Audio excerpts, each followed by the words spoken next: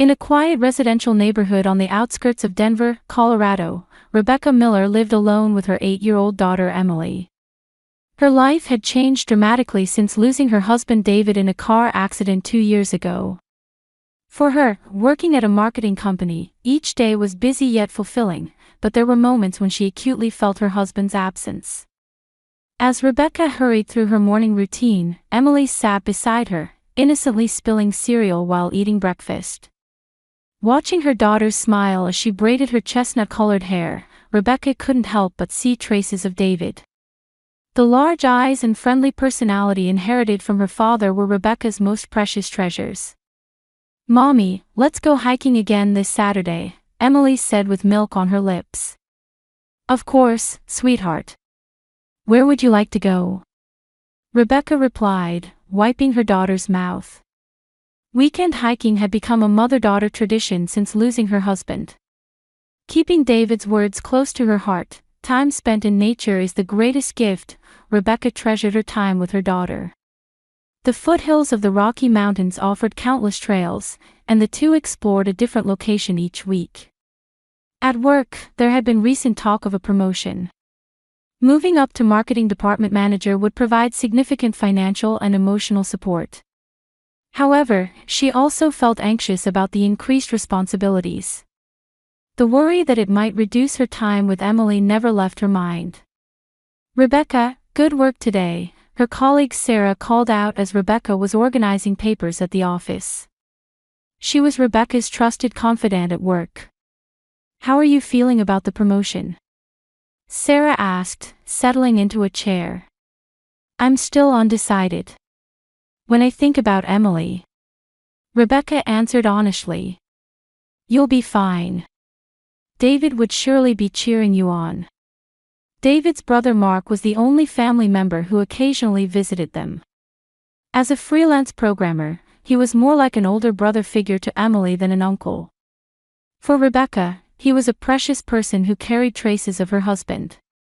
"When is Uncle Mark coming?" Emily asked while doing her homework.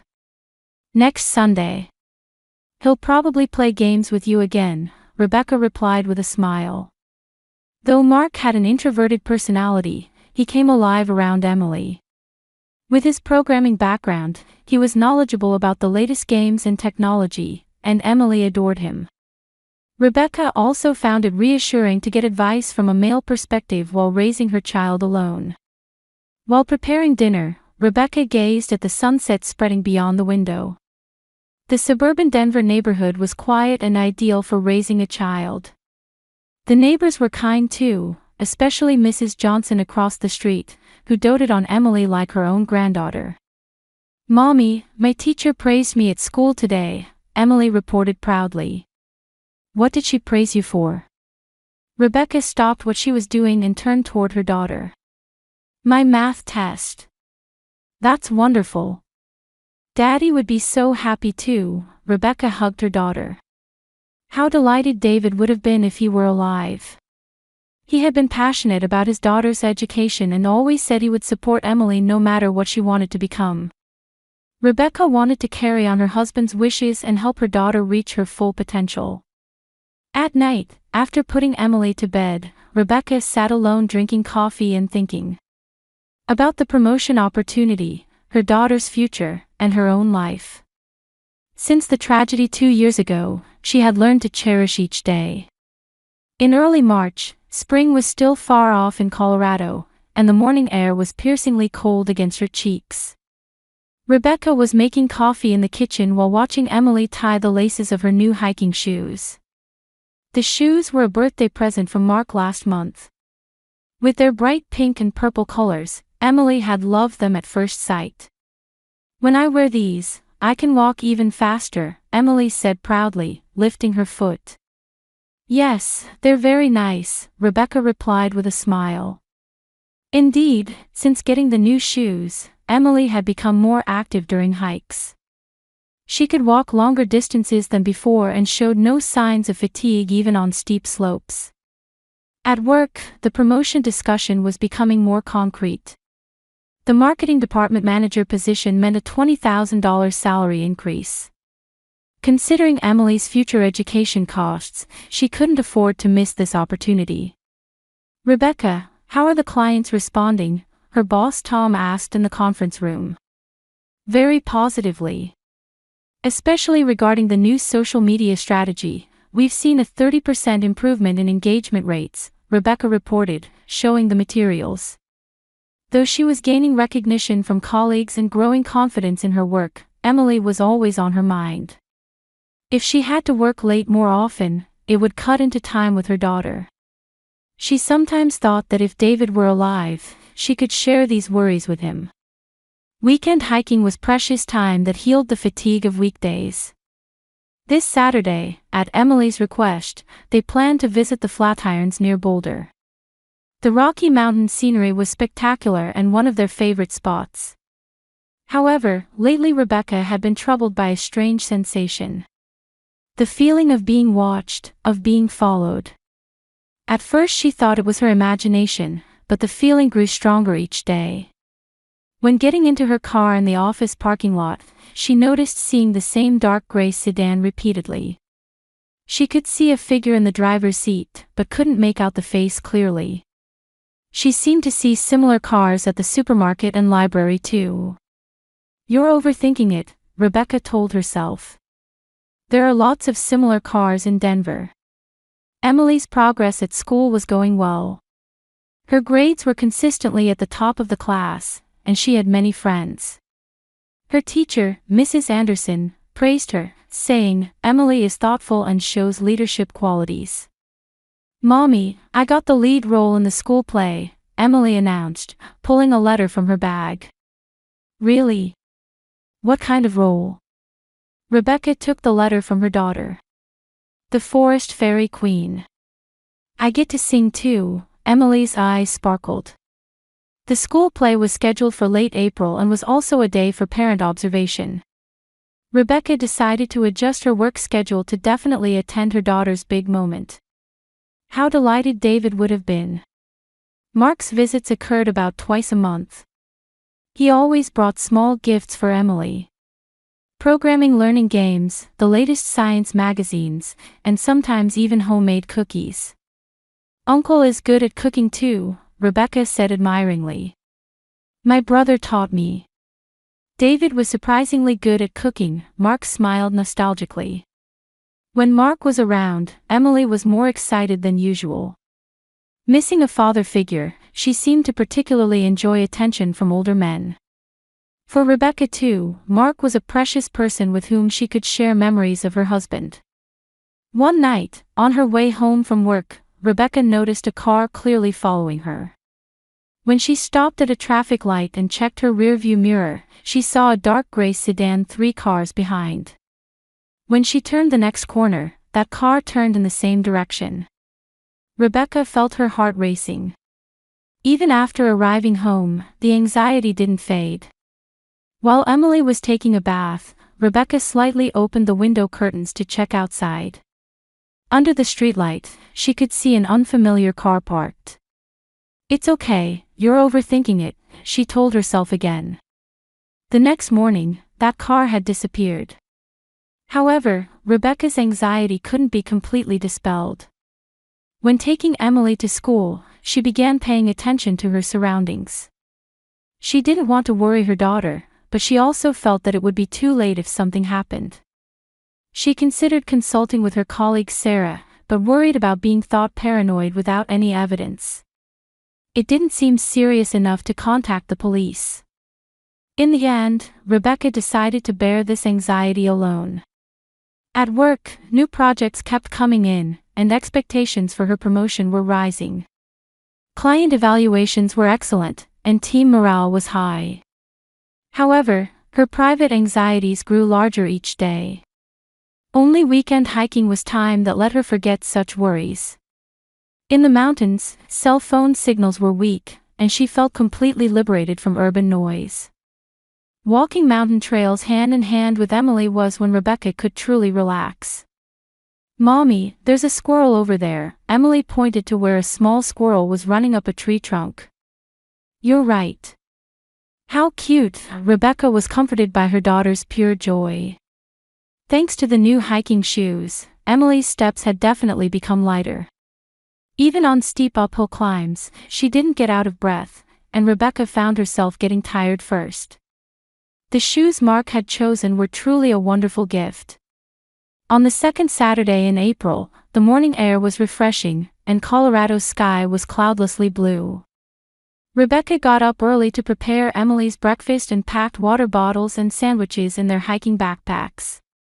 Today was their anticipated trip to Golden Gate Canyon State Park at the foot of the Rocky Mountains. "Mommy, I'm ready," Emily came running down the stairs. She was wearing her favorite pink and purple hiking shoes and carrying a small backpack. Her 8-year-old face shone with anticipation for adventure. "All right, let's go." Rebecca took her daughter's hand and opened the front door. The car drive took about an hour. Emily sat in the passenger seat, chatting happily while gazing at the scenery outside the window. She talked about animals she'd learned about at school, plans with friends, and next week's play rehearsal. The topics were endless. "Oh, there are horses over there," Emily pointed to a ranch. "You're right. What peaceful, lovely scenery," Rebecca replied with a smile. During time spent with her daughter like this, she could forget the anxiety she'd been feeling lately. The sensation of being watched was probably just paranoia from work stress. Today she was determined to enjoy nature leisurely with her daughter. When they arrived at the state park parking lot, several cars were already there. They could see families, couples, and hikers with dogs heading toward their respective destinations. Rebecca and Emily chose the intermediate-level Bluebird Trail. It was a moderate course of about 5 miles round trip, taking approximately 3 hours. At the trail entrance, Rebecca checked that her daughter's shoelaces were properly tied. The hiking shoes Mark had given her fit Emily's feet perfectly and looked comfortable to walk in. "I wonder how far we can walk today," Emily said with an expectant voice. "I'm sure we can make it to the summit. But don't overdo it. Tell me without hesitation if you get tired," Rebecca replied, patting her daughter's head. Soon after starting to walk, they were captivated by nature's beauty. Aspen trees beginning to bud lined both sides of the trail, with wild flowers peeking out here and there. Bird songs echoed through the forest, and squirrels and wild rabbits darted through the grass. "Mommy, what's the name of that flower?" Emily pointed to small purple flowers. "Probably wild iris. They bloom in spring," Rebecca stopped to explain. Emily observed the flowers with interest, saying she wanted to look them up in a field guide later. David had also loved nature observation and had carefully nurtured his daughter's curiosity. Rebecca continued his teachings, always supporting her daughter's desire to learn.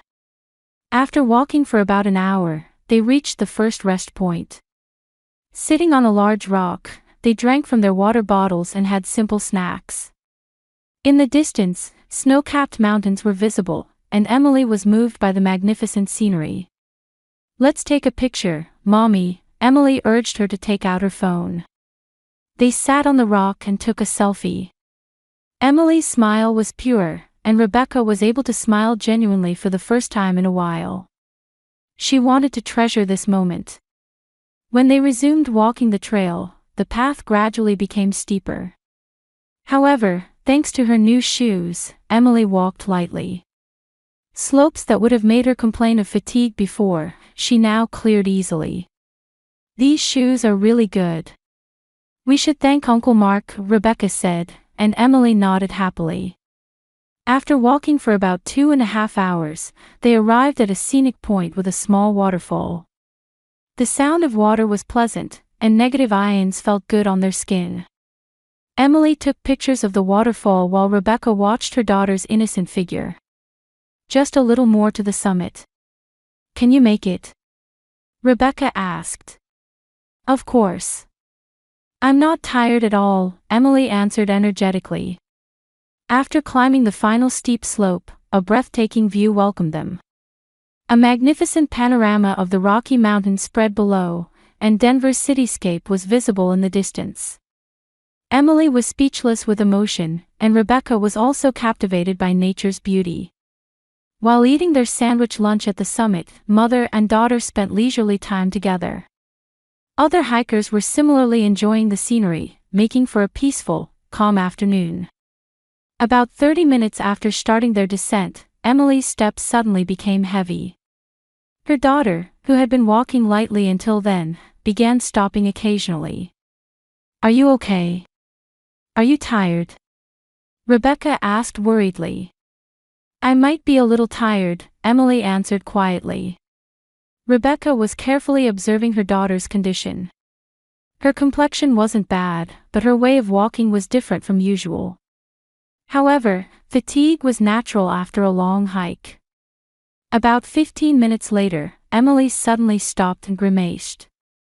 "Mommy," her daughter's voice clearly contained pain. "What's wrong?" Rebecca immediately rushed to her daughter's side. "My foot hurts," tears welled up in Emily's eyes. "My shoe is really hot. It feels like it's burning." Rebecca's heart began pounding violently. From her daughter's expression, she immediately knew this wasn't simple fatigue. "Which foot?" Rebecca tried to remain calm. "My right foot. It's hot and painful inside the shoe." Emily began crying. Rebecca had her daughter sit on a nearby large rock and quickly untied the laces of her right hiking shoe. When she tried to remove the shoe, Emily pulled her foot back in pain. "It's okay, Mommy's here. Just bear with it a little," Rebecca gently coaxed while carefully removing the shoe. She could see slight red marks on the sock around the ankle area. With trembling hands, Rebecca peered inside her daughter's shoe. She could see the insole slightly curled up at the edge. When she lifted it with her fingertip, there was something like a small metal piece underneath. It was clearly abnormally hot. The metal surface was discolored from heat and looked hot enough to cause burns if touched. This was no accident. Someone had intentionally planted it. "This can't be happening," Rebecca unconsciously murmured. Looking at her daughter's foot, she could see she had suffered minor burns. The skin was red and small blisters were beginning to form. Emily continued crying from the pain. Without hesitation, Rebecca took out her cell phone and dialed 911. The signal was weak in the mountains, but she managed to get through. "This is an emergency. My 8-year-old daughter has suffered burns. We're at Golden Gate Canyon State Park on the Bluebird Trail, about 1 mile down from the summit." "Understood. We're sending an ambulance." "How is your child's condition?" the operator's voice came through. "She's conscious, but has burns on her right foot. Some abnormally hot metal piece was planted in her hiking shoe. Police are coming too. Please wait there."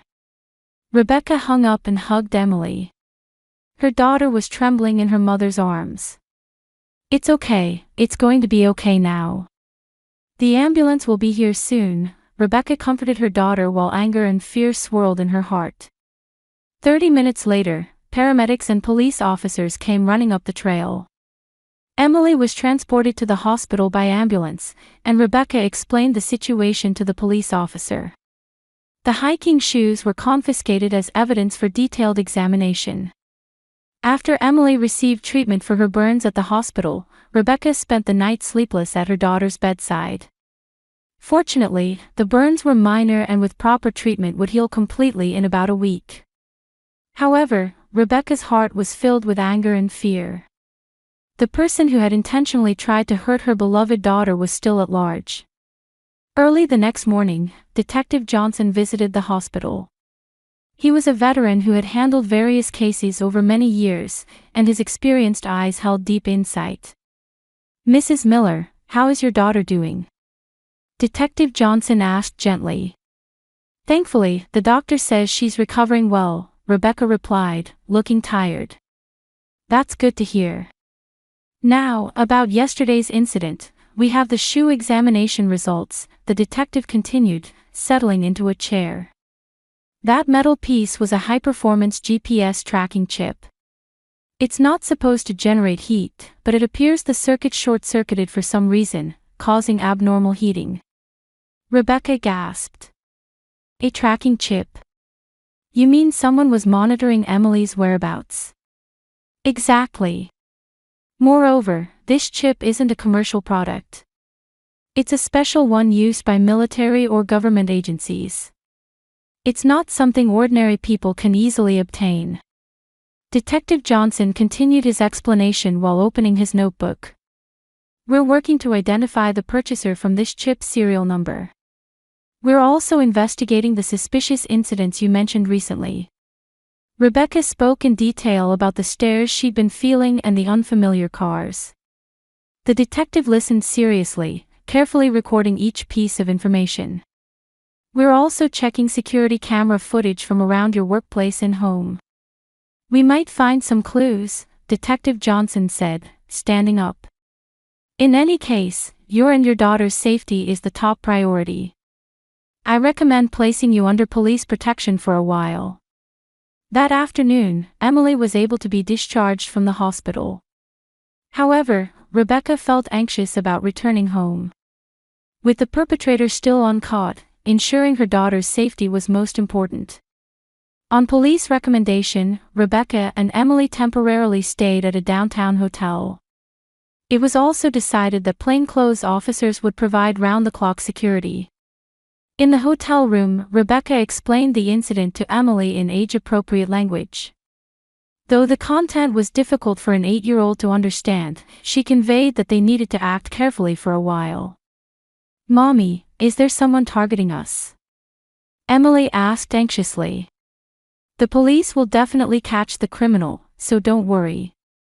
Mommy will protect you, Rebecca replied, hugging her daughter. 3 days later, Detective Johnson contacted them.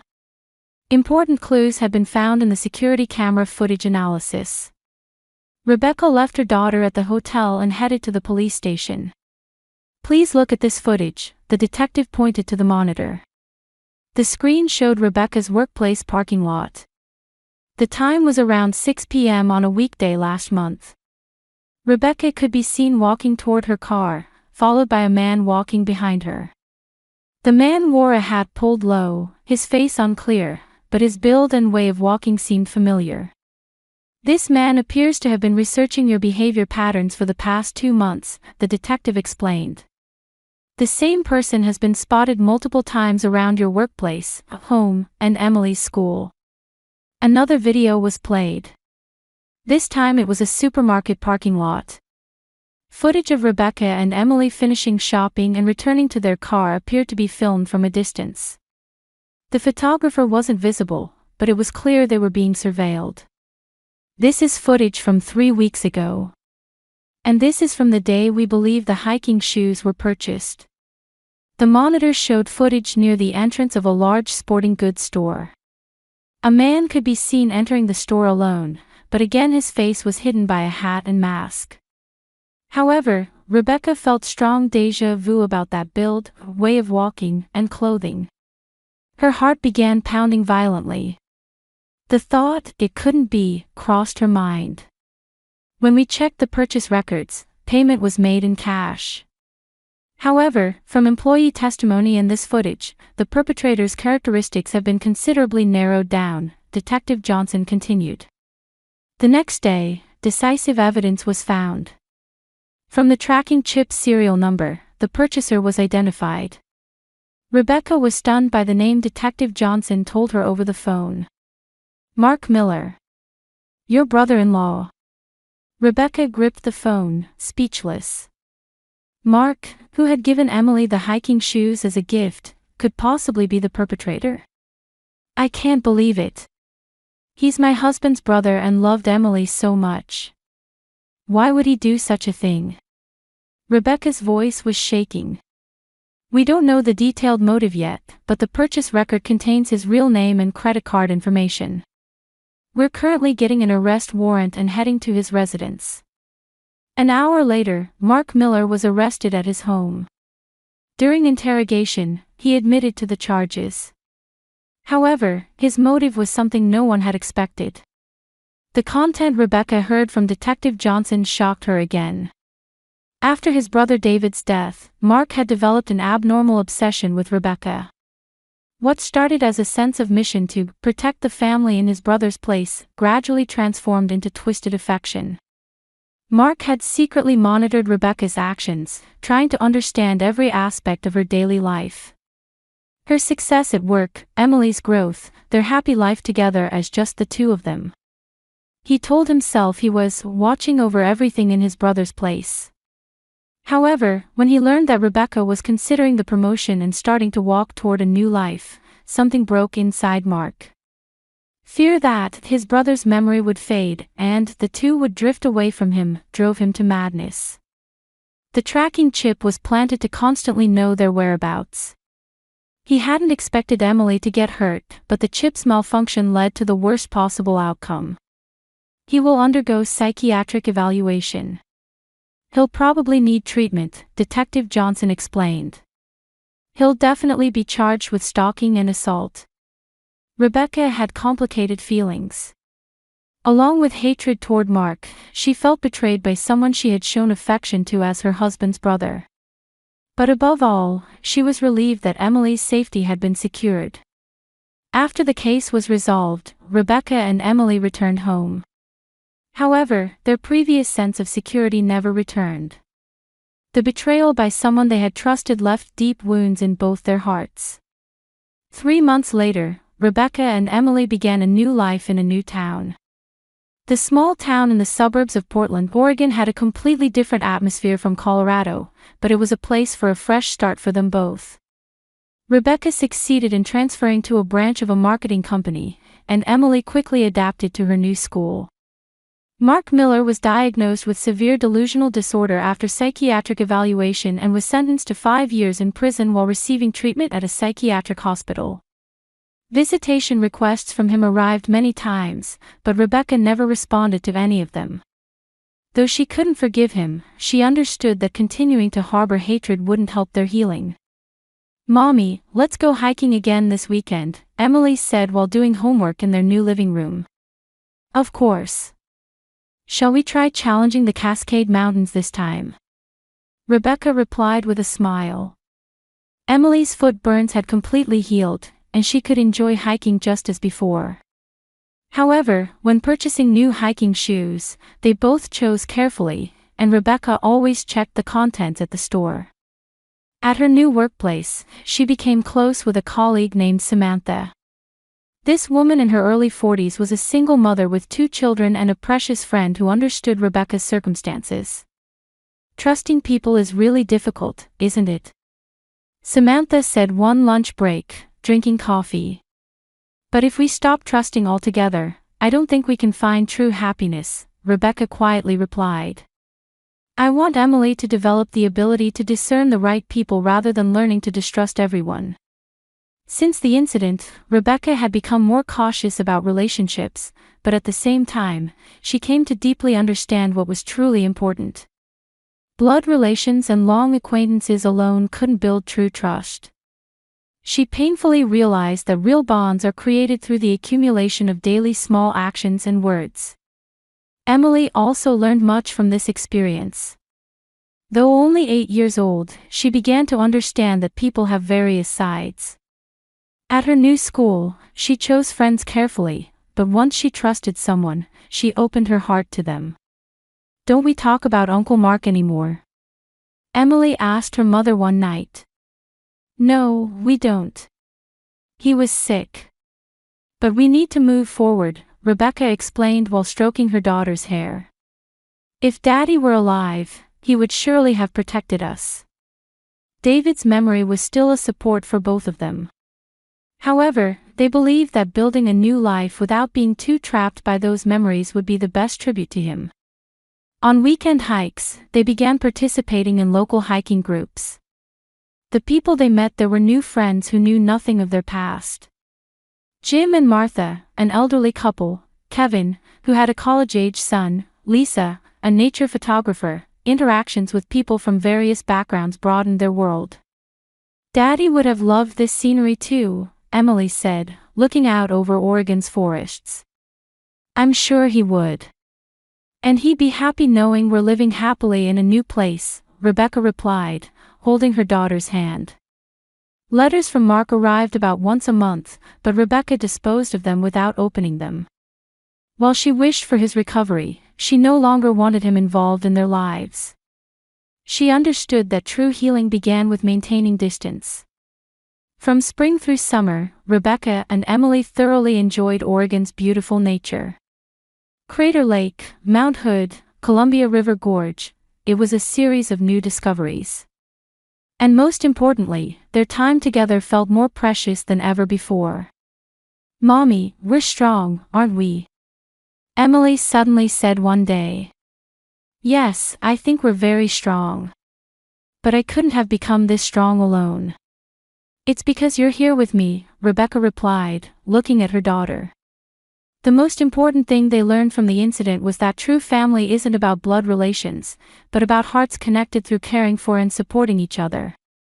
Rebecca and Emily had overcome their past wounds and were bound by an even deeper bond. Their life in the new land truly became a fresh start in every sense for both of them.